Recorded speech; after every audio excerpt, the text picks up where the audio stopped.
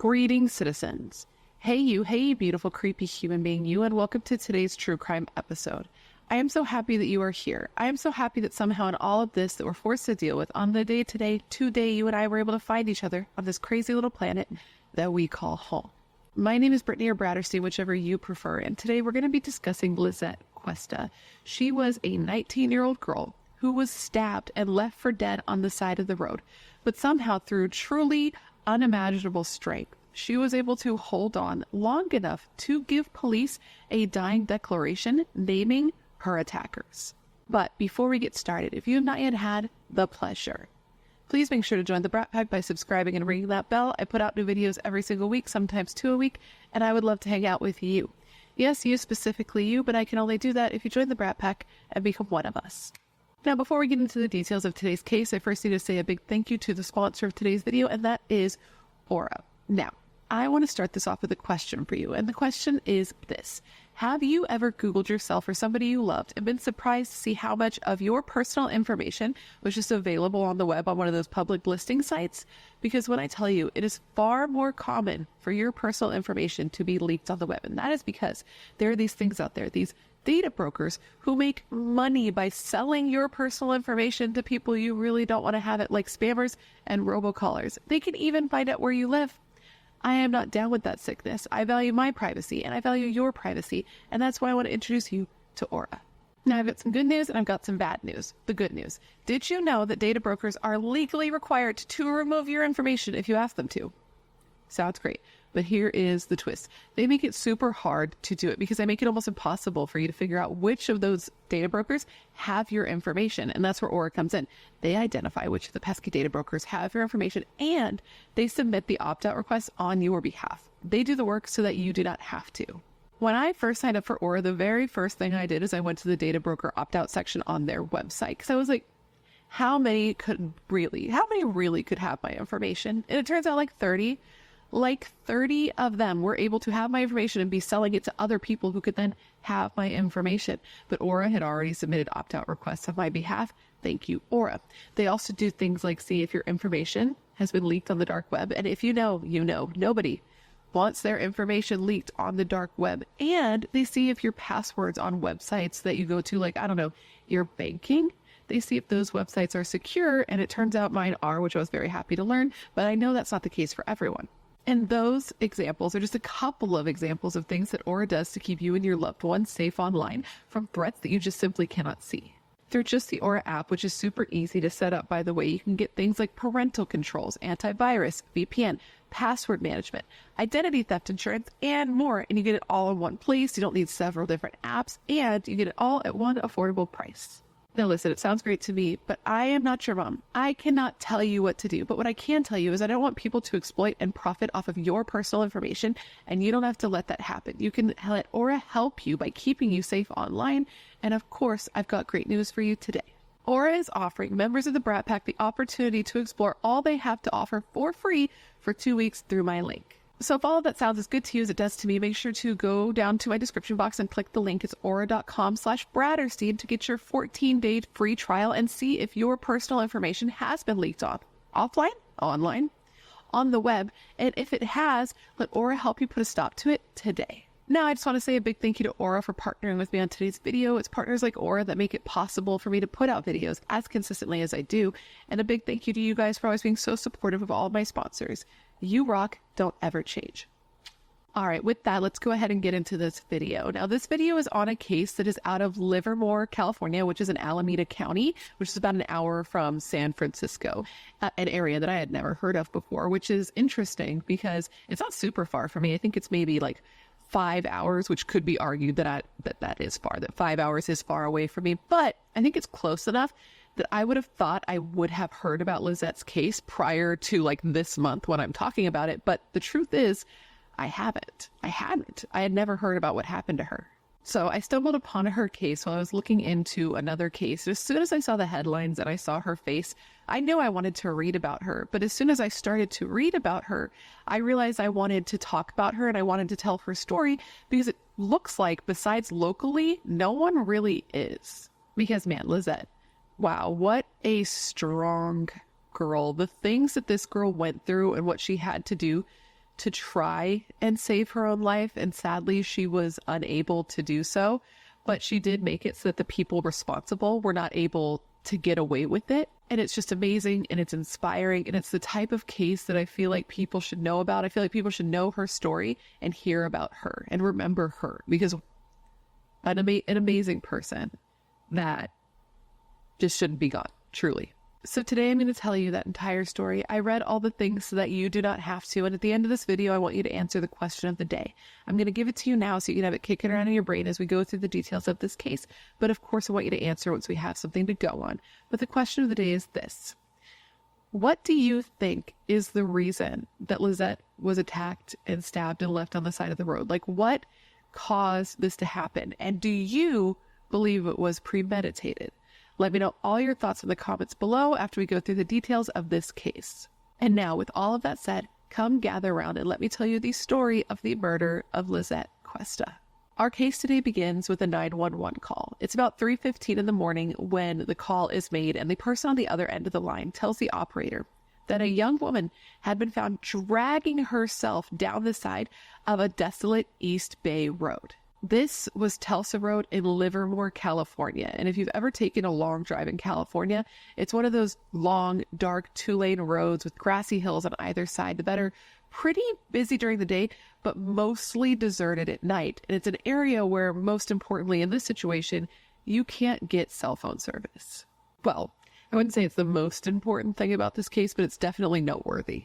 So this girl was dragging herself down the side of the road when finally a vehicle spotted her. There were a couple of coworkers in a car driving from Modesto to work when they see her in the road, and initially they believed that she was a wounded animal. But as they investigated further, they found out that no, this was a young woman, and she was in terrible shape. She was covered in blood, so much so that they couldn't tell the color of her hair, and they thought she may even be missing an arm, which is horrifying to think about. But it was just, remember, incredibly dark out there. And it is worth mentioning that she was not missing an arm. This is something that ended up in the media because they thought this at first, and the rumor kind of went from there. But she was not missing an arm, but she was brutalized. So they start talking to her, they're tending to her, they're covering her with a blanket to keep her warm because it's freezing, they're trying to keep her awake, and they're praying with her until finally another car does stumble upon this scene, and they tell the person in this car to drive through the hills until they get to an area where they have service, because again, they stumbled upon her, but they couldn't even call 911 to get her help because there was no service, which is so strange to me because I was always under the illusion that even if you didn't have self-service, you could call 911. That's just something I believed throughout all my life for some reason, and luckily I've been fortunate enough to never have to actually test that theory, that game theory. But anyways, 911 is called. First responders arrive, and when they get there, they realize that she is in such bad shape that she's going to have to be airlifted to a hospital if there's even a chance that she's going to be able to be saved. But sadly, she was not. She did pass away, but she held on for another 2 hours after being saved, which is so crazy because what this girl went through, she was stabbed more than 24 times, and then she drug herself the length of a football field to try to get help. Yeah. And despite all of that, despite the intensity of her injuries, she was able to say multiple times to multiple people the names of the people who did this to her. So they were quickly arrested. Now, I want to go back a little bit and I want to discuss Lizette. I want to talk about who she was to the people who love her and miss her. And then we will get into what happened here. Lizette Andrea Cuesta was born October 21st, 1998, and was said to be a beautiful person with a beautiful soul, described as being like an angel. She was also the person who got the party started. Apparently, if there was a group of people her age, friends that were together and she was to show up, they would just all start yelling Liz, because the party didn't start till Liz got there, and everybody was so excited to see her because she was the fun girl. She was also the cool girl. She was a girl who skateboarded, and she was good at it, which listen, I could literally never, but she did, and she was so good at it that she even taught other girls how to skateboard, and it was so ingrained in her and in her everyday life and her culture that when she was killed, they had a candlelight vigil for her at the skate park where she frequented in her hometown of San Jose.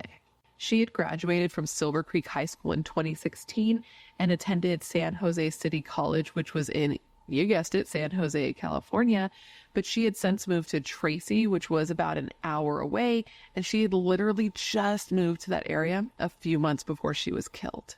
Now, the specifics of why she decided to make this move have not been made clear. I don't think it really matters, but the reporting I saw just said that she was from a good military family and wanted to move with her father to Tracy to get away from the hustle and bustle of the Bay Area specifically, but that she still made sure to visit Stockton on her family's ranch. They had a ranch in Stockton on the weekends to ride horses. So a cool girl, a fun girl who skateboards, which is such a cool girl thing to do, which I always wanted to do, but 2 left feet or no feet, really, I can't do anything, literally. And she also rode horses like that. Those are just things that I wish I could do, and I'm too scared to do, quite frankly. Her uncle said that losing her was beyond words, that the whole family loved her so much, and that it was really difficult to deal with the fact that she was gone, but that she would always be in their hearts. And her father, who she had just moved to be with, really just, you can imagine how a father losing their daughter would be. He seems completely gutted, and I can't imagine what that would be like. He said the last time he saw her was the Sunday before she was killed, and he said specifically of her, quote, "She was always a fighter. She was always brave, strong, a leader. If she wanted to do something, she would get it done." So she was just this strong-willed, awesome girl who moved from the Bay Area to the smaller area in Tracy for a better life. And she was doing really well. Like, she had people who loved her. She had a community of friends. And in addition to like being fun and cool, she was also super responsible. Like, she'd only been in the area, I think 3 months, and she'd already gotten a job, which I don't know about you, but I know a lot of 19-year-olds that would not have taken the time to do that right away, but she did. She got a job at Carl's Jr. actually, and that's where she was working with the 2 people who would go on to kill her. This is where she met with them. Yeah. And they were coworkers is what I'm trying to say, but my English is just flying right out of my mouth poorly. Now, these 2 people were 25-year-old Melissa Jill Leonardo and her then partner and father of her unborn baby, 19-year-old Caitlin Armstrong.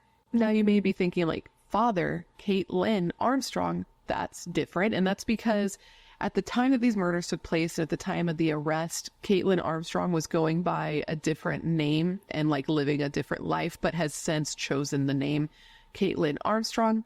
And, here's the thing.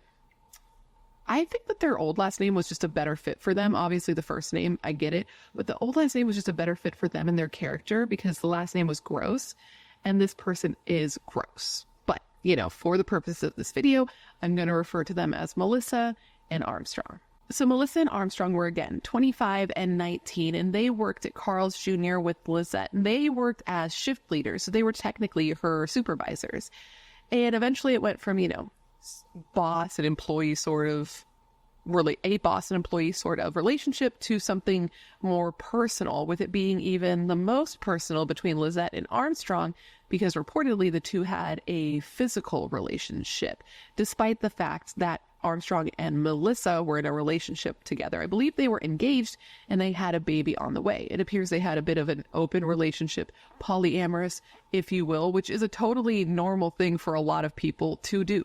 But from what I understand, because I do know one couple who is poly, it's all about trust, respect, and open communication. And though a lot of people do it, it is not for everyone. And I would say in this case, from everything I read, it seems like it was not for Melissa and Armstrong, based on what happened here and things that people who were close to the couple, namely Armstrong, said about the couple leading up to this murder.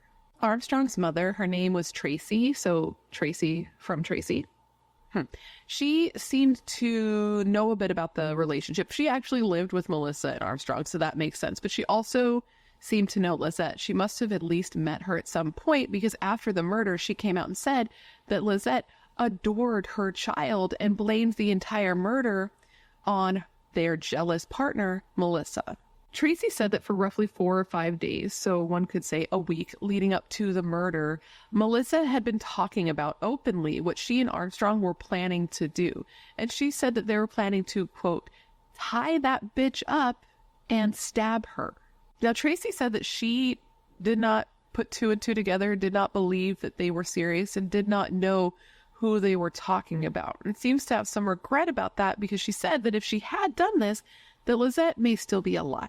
She said in an interview through tears that she suffers from nightmares often because she thinks about what Lizette went through, and she just can't believe that her child took part in something like that. But not only did her child take part in this, reportedly her child was the person who actually physically used the weapon to stab Lizette. Okay, so with that, let's get into what happened here. Now, we don't know why Lizette got into the car with the couple. We don't know what they were planning to do, what the two told her they were going to do together.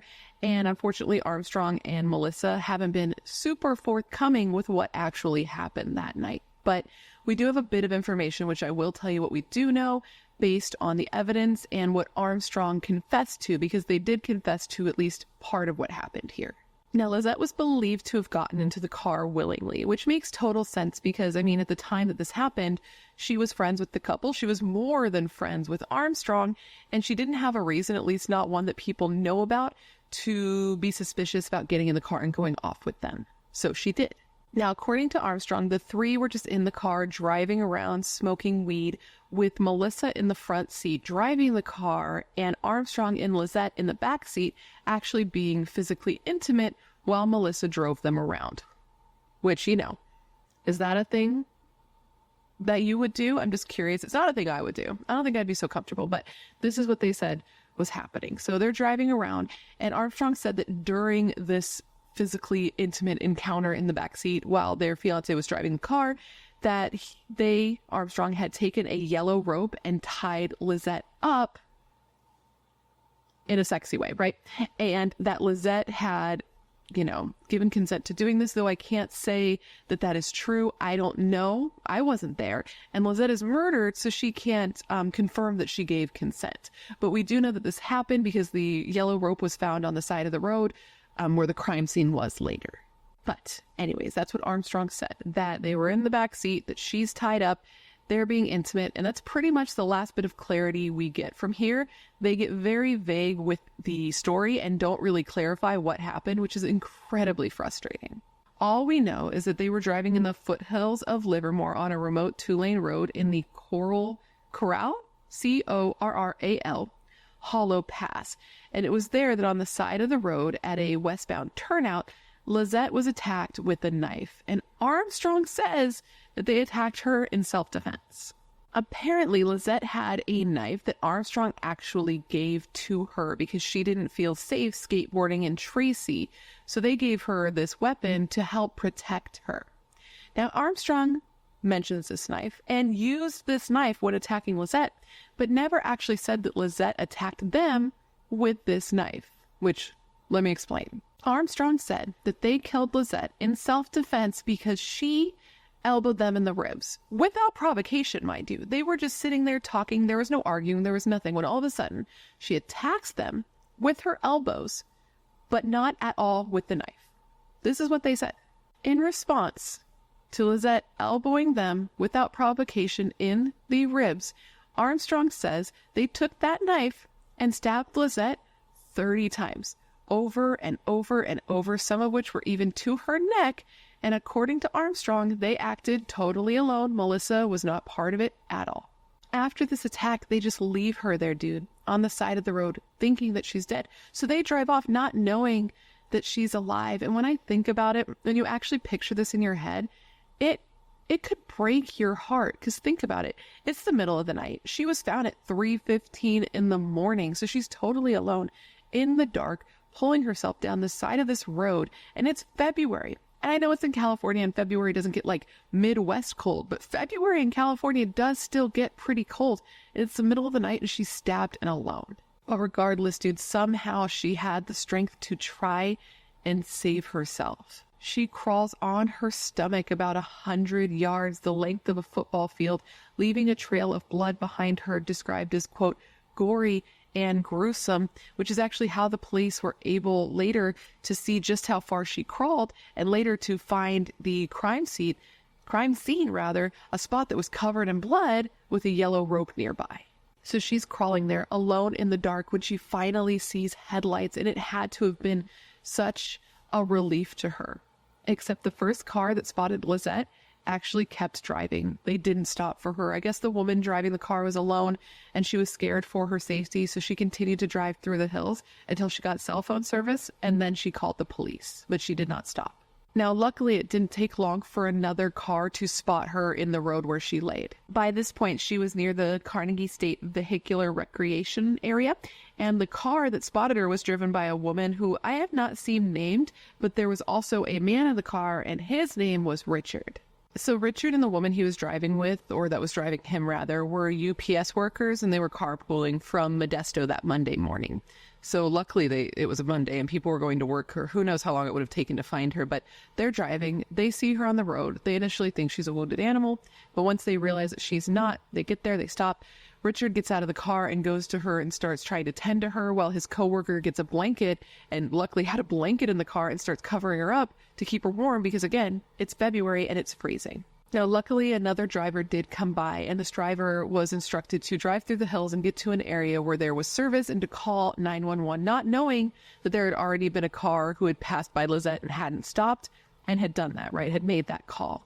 But while they did that, while they're waiting for first responders to arrive, Richard sits there and tries to keep her alert and comfortable as she can be, and most importantly, try to keep her alive.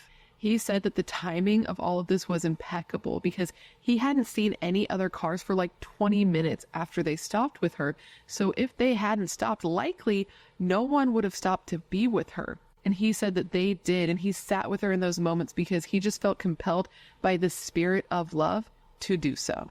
So he's with her, and it is quite a sight to see. He said that seeing her in the condition was like seeing something out of a horror movie because she was marred beyond recognition. Those were his words, marred beyond recognition. And he said that, it's so sad, he said that he could tell that she knew that she was going to die and that she was brave in that, and that he really commended her for being that strong. Now, despite agreeing with her because of how bad she looked, that this wasn't looking good, he didn't let her know that. He said that she just kept saying over and over that she was going to die. And he said that in response, he told her, quote, "No, you aren't going to. You are going to fight. You're going to sit up. You're not laying down, and you're going to be all right." He said that at one point she had laid down, and she laid down for like 3 minutes, and he was concerned that if she laid down, she might go to sleep. And if she went to sleep, she wouldn't wake up. So that's why he told her what he did. And he said that when she said that, she actually did sit up, and she was able to sit up and keep herself together until help got there. And he said that she was like a soldier in those moments, like a warrior. Richard said that he felt physical pain in having to experience what he did in seeing this girl the way she was. But he said that mostly he felt faith. This man seemed to be a very religious or spiritual person, faith-filled, one may say, because most of his interview was very much like that. And he was asked like what he would like to say to the stabbers. And he just said that he would tell them that like, you reap what you sow, and I hope that you repent for what you did.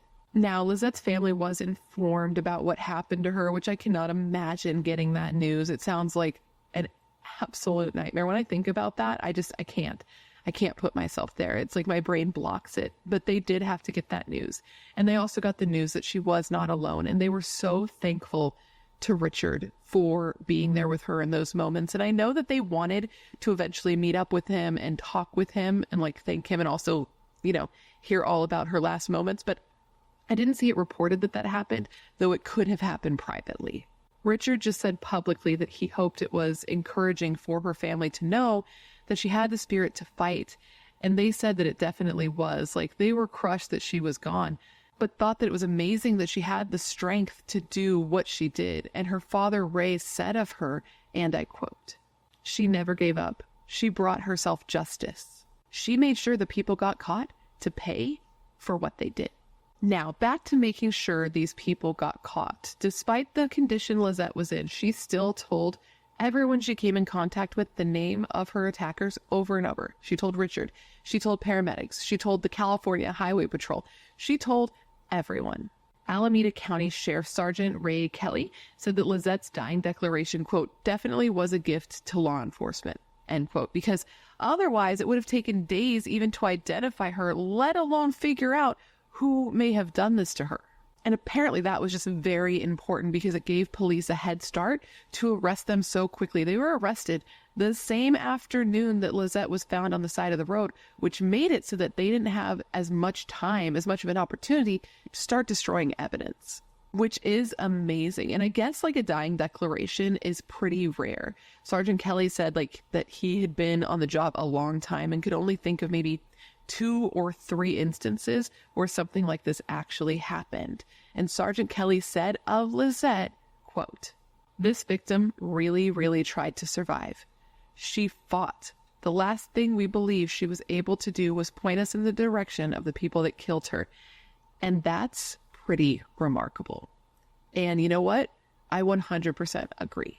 Now, speaking of Lizette, we're going to go back to the scene when she was found on the side of the road. So Lizette, yes, she was strong. Yes, she was incredible, but she was gravely injured. When the Highway Patrol and First Department first responded and saw her injuries and realized that she was not in a car wreck, because initially that's what you would think finding somebody on the side of the road is that they were in a car wreck, the sheriff's office was called. And due to the extent of those injuries, she had to be airlifted from the site, and was flown by helicopter to Eden Medical Center in Castro Valley, where she died 2 hours later at about 4:30 that morning. Now, as I'm sure you can imagine, because, you know, it's always sad when somebody dies, but a 19-year-old, it's a different type of sad. And they still are at a point in their lives where they have so many people in their lives. Because I feel like as you get older, people just kind of get weeded out naturally. But for Lizette, that wasn't the case. And people were heartbroken. They even had 2 vigils for her, one of which was held at the skate park that she loved so much in San Jose. I think it was called the Great Oaks Skate Park, and it was held just the day after she was killed. 100 different people attended, and they tried to make it a celebration of life. There were, you know, of course, candles and photos of Lizette and tears, but there were also people who chose to skate and have fun for her. But not everybody could. Like, that was the intention, but there were several people there that though they wanted to like skate and have fun for her, they were having trouble getting in the mindset to do so because all they could think about was Lizette. You know, think about what happened to her and think about what a good person she was, a genuine, bubbly person with a, quote, contagious energy that she'd be remembered for. Her dad, who seemed destroyed, by the way, obviously he would be. He came out and he gave an interview. He didn't give a lot of interviews, but he did give an interview where he just like thanked everyone for the love and support he and his family had been receiving since Lizette was murdered. He said both through the GoFundMe and just from like the interactions that he was having with people. Everybody was so warm and comforting and just there for him. And he just thanked them for being so compassionate because like he wasn't ready for this. He and his family were not ready to lose her. And, you know, speaking of the GoFundMe, it is still active with them having raised $23,360 of their $30,000 goal. And I do plan on linking it in case anyone wants to donate. And if I do forget to put the link, because Lord knows I forget to put the link all the time because my brain is an actual jelly, please make sure to read me to filth in the comments for that, and I will add it post haste. Now, her father was asked during this interview if he had anything he'd want to say about Lizette, and it seemed very hard for him to talk about it. He said, like, everybody knew how great she was, everybody knew how tough she was, and he seemed to be just numb. That's the impression I got, just numb, and that he didn't really have much to add. Not that there weren't a million things to say about how great his daughter was, but that it was hard for him to talk about it. He just said that she was so strong and she was able to bring herself justice. He kind of stuck to repeating that because that seemed to be like a safe thing for him to be able to say. So with that, let's transition to the arrest. About 12 hours after Lizette was found at 1:15 p.m., so that's more like 10 hours, but 20 officers stormed the house where Armstrong and Melissa lived with Armstrong's mom. This was on the 1000 block of Nadine, roughly 40 miles east of where they left Lizette to die. And they were taken into custody that day, that afternoon, and Melissa was still wearing her pajamas when she was taken in, because I guess a long night of murdering really makes one tired. Or perhaps she just wanted to be comfortable in her house. That's also an option, but now, apparently this arrest was eventful. That's the word I'm going to go with, not in the actual arrest. I guess the defendants, Melissa and Armstrong went quietly. There was no fight. But it's eventful in how police went about doing this, because there was an interview that I read from a 9-year-old neighbor after the fact, which is quite the choice to interview a 9-year-old about the arrest of 2 murderers. But, it's a choice that somebody made. And I guess the reason he was interviewed is because the SWAT team used his treehouse as a viewing point in order to see into the backyard of the purple and green house that Melissa and Armstrong lived in, which purple and green for a house is also a choice. And I'm not saying that's a bad choice in case you have a purple and green house. I'm just saying it is a choice. Now, this little 9-year-old said of this day, and I quote, "A lot of people were surrounding this house a lot, and there were a lot of cops surrounding that house, and they were making a little circle, and we were over there hiding." So they're seeing all of this happen. I believe they were evacuated, but they're close enough to see this. He said he and his grandma saw everything, and they were scared because there were a lot of people with guns, and they were afraid that they were going to shoot something. Now, his grandma was interviewed too, and she told police that, they were at the home that Monday afternoon when police came to the door and told him, you gotta get the fuck out, you gotta go, you gotta be evacuated. And she said from where she was after she was evacuated, she could just hear police screaming at her neighbors, come out, put your hands up, we know you're in there. Which, can you imagine how surreal that would be? I've had my neighbors have the cops called on them, right? Shit happens. People party too hard. People get loud. Cops be called. But I have never had that happen. And I cannot imagine what that would be like. And they said, it was wild because, they didn't really know Armstrong and Melissa. They had lived in the house for 3 months. No, 3 years prior to this happening. And they were just kind of they kept to themselves and they knew of them, but they didn't even know them by name. And honestly, that just seems to be the general consensus of everything that I read, because people who did give interviews said that they knew of them, but nobody really knew them. All I could figure out was that Armstrong had gone to Johansen High School in Modesto, but doesn't appear to have graduated from that school. And Melissa is apparently from Los Gatos and went to high school in Tracy. And that's pretty much it. They were living there. They were quiet neighbors, and that's what we know of them. Now, neighbors did say that they had weird vibes about them, though. But did they have weird vibes, or is it just that now they're arrested, so people are saying they had weird vibes? Because we do see that, too. They did say, though, that people were always coming and going, and that they figured that there was something sketch going on. But I haven't seen anything about what that could have been.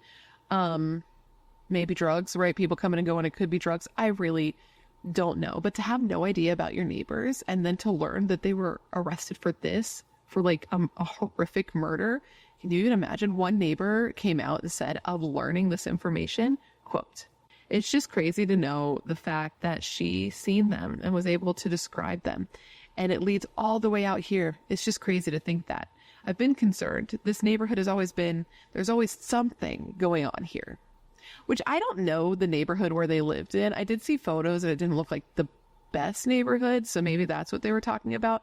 But I mean, bad people come out of all neighborhoods. But anyways, police do get there, and they believe that this couple was completely taken by surprise by them showing up at their door, because they had to believe that they left Lizette dead, right? So they wouldn't have known that she was able to be alive, to have told everybody who did this. So the police were able to come literally that afternoon. They probably got home and went to bed and were still chilling, you know what I mean? Because that was only hours later. They needed to get a good night's sleep after what they did. And instead, police are knocking down their doors, and they are arrested and being held in the Santa Rita jail.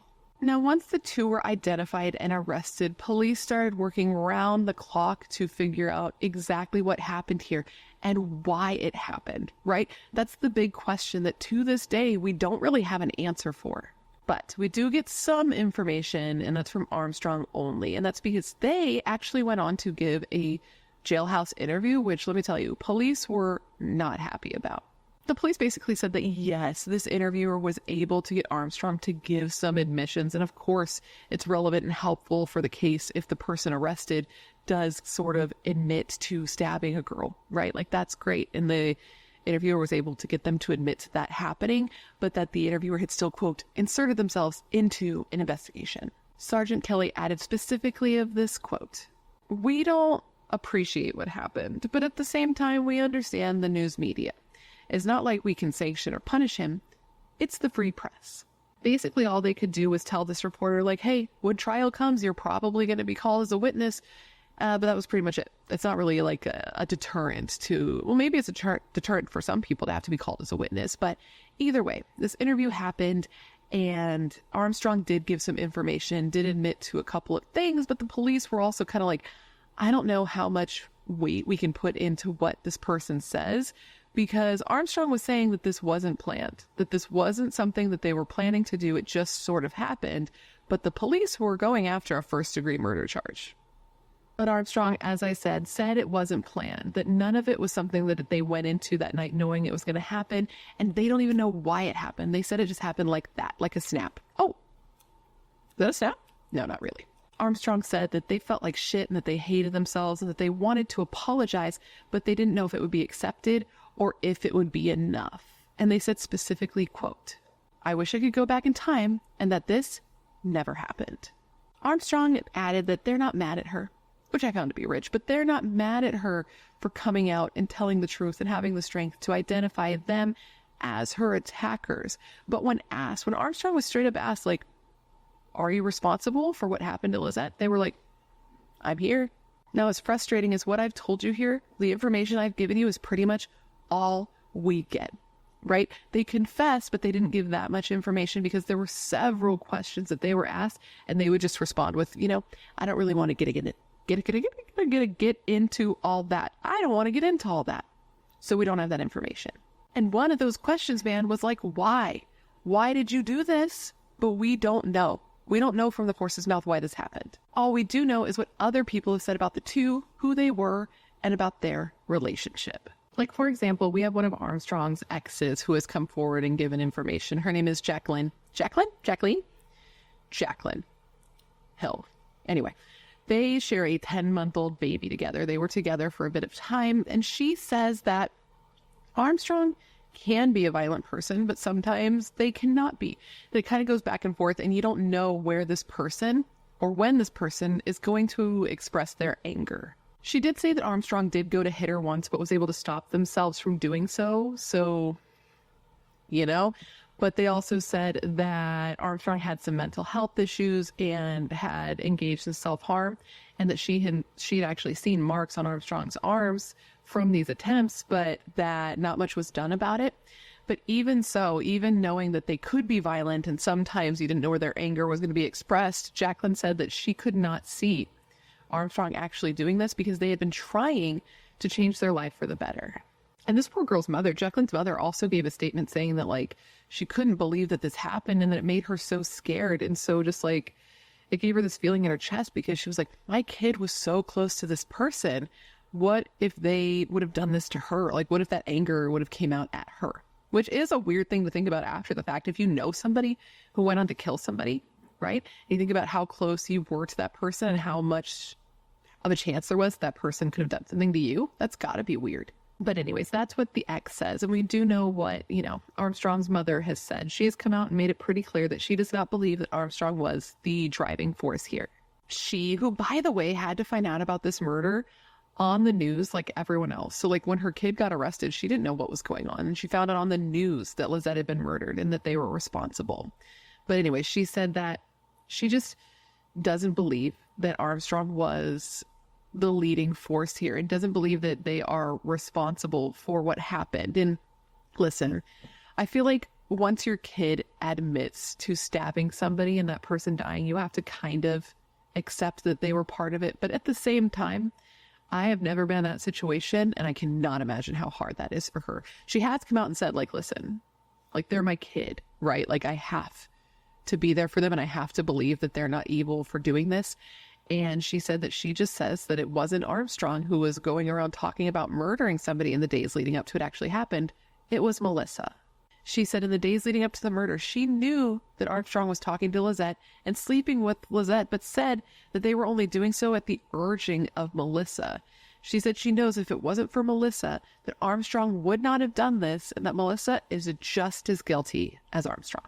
But, there's differing sides about this because one of Melissa's friends, this was Montana, somebody who had been friends with her for years and was like a sister to her, said that it wasn't Melissa who was like that. It was Armstrong, that Armstrong was the controlling one, the aggressive one, the one who wouldn't go anywhere without Melissa, and the one who had more of a propensity in them to be violent.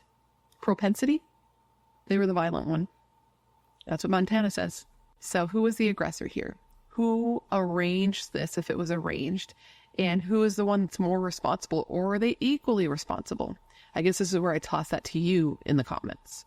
But regardless, they were both responsible. And because of Lizette, they were not able to get away with this. Like her father said, she showed them that she did not just give up.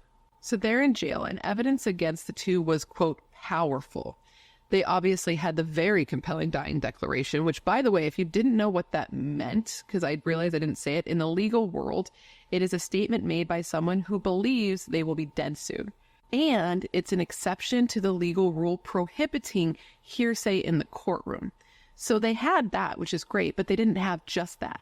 They had taken this declaration and then went and found proof, like evidence to prove that this was true. Apparently, when they searched the couple's house, they found all kinds of evidence that tied them to not only Lizette, but also the crime scene. When the two were arraigned, family members for the defendants sat on one side of the court with family members for Lizette on the other side of the court. But they were literally only like 3 feet away from each other, which had to be incredibly awkward, especially because the hearing got heated.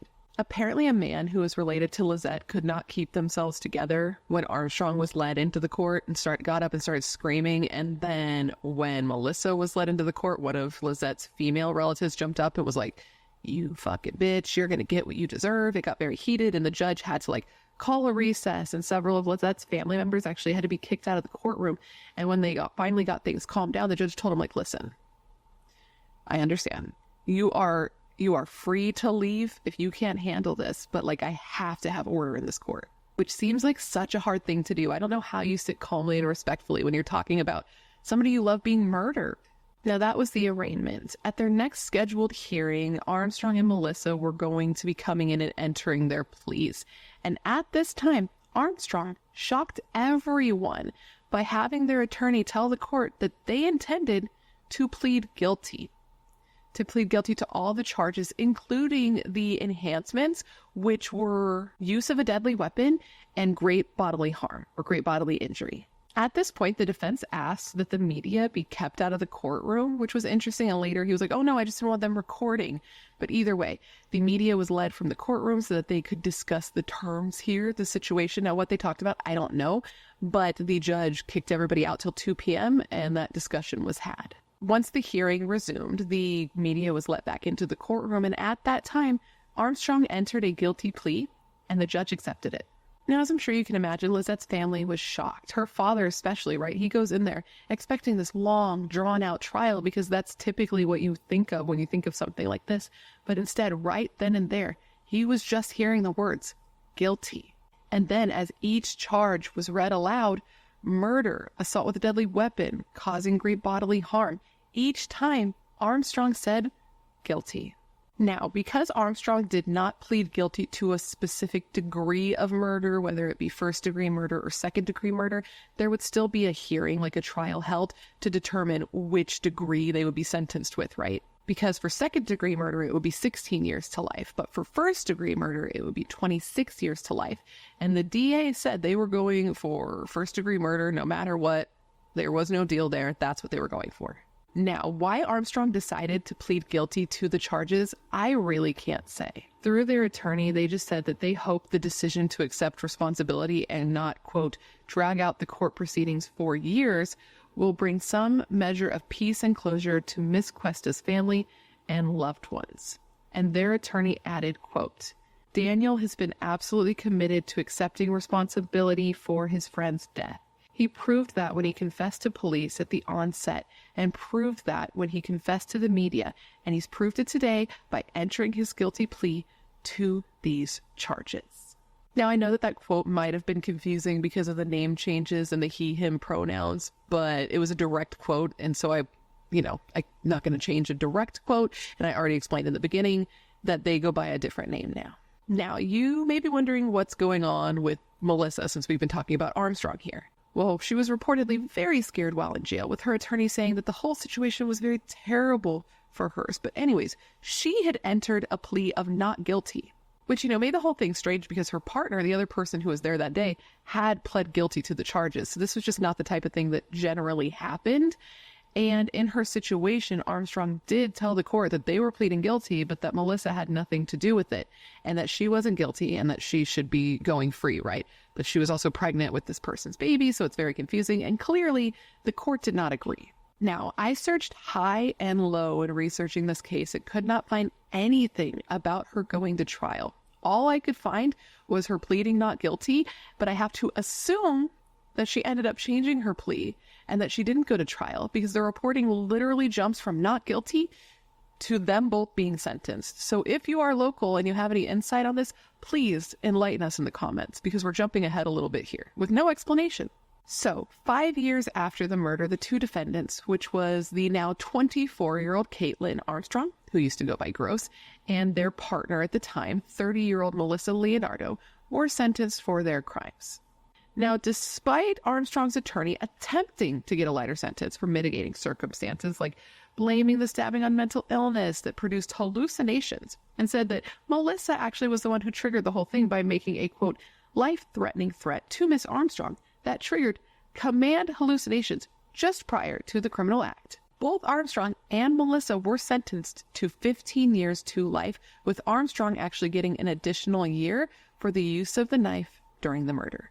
Now, those who love Lizette say that these two people are monsters, that they're pure evil, but that they are relieved that justice was served. Obviously, they know it's not going to bring Lizette back, but they're just happy that these two assholes are going to be out there roaming the streets.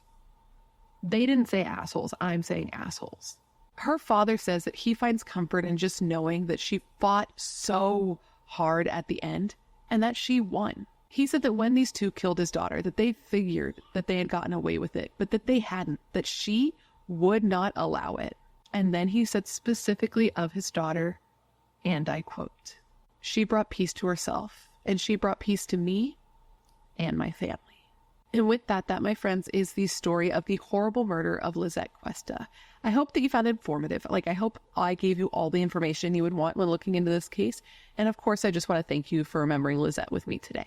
Now, considering everything I told you throughout this video, I want to revisit the question of the day. I have a couple. Here they are. 1, what do you think prompted this attack? What happened? Because they're being so vague, and I truly feel deep that there was something more to this. I usually don't. Think about that. I feel like they usually cover it pretty. There's always more to all cases, right? But in this one in particular, I feel like there's something we don't know. And I do. My next question is, do you think it was premeditated? And do you believe that Melissa was the aggressor and she was the one planning this and Armstrong wasn't? And here's what I think. I'm going to tell you. I usually don't do this, but I'm going to tell you. I think they planned it. I don't think this was random. I think that this was planned. I don't know why. It's just like this gut feeling. I believe that they planned this. I just don't know why. I think it was planned. I think that they wanted to kill her, and I think they're trying to make it seem random, and I think that they're failing miserably. But you let me know what you think in the comments below to the questions of the day. Why did it happen? Was it premeditated? Who was the aggressor? Let us know down below. Before you leave, please don't forget to let me know what case you'd like to see me cover in the future. As you know, I have a long list of cases, but whenever you leave me a suggestion, I put it on my list with your name next to it. So if I cover it, I can give you a shout out. I love looking into the cases you guys suggest because they're often cases I haven't heard of or cases that need more coverage. And I know you're filled with great ideas and great taste. Otherwise, you would not be here. If you haven't already, please don't forget to join the Brat Pack by subscribing and ringing the bell. I put out a new video every single week, and I would love to hang out with you. Yes, you, specifically you, but I can only do that if you join the Brat Pack and become one of us. One of us. And if you want to hang out more consistently, all my social media is listed down below, along with a link to my membership and a link to my merch store. And with that, this is the last video I am filming in this spot. The next time you see me, the audio may be different, the background may be different, and the home will definitely be different. So I'm curious to see what I come out with, because I just don't know, but I hope you guys will still be here, and that's the point. I just want to thank you for being here when you could literally be anywhere else in the world. That is tight. You are tight. Please stay safe and be a better person than you were yesterday, and I hope to see you in my next video.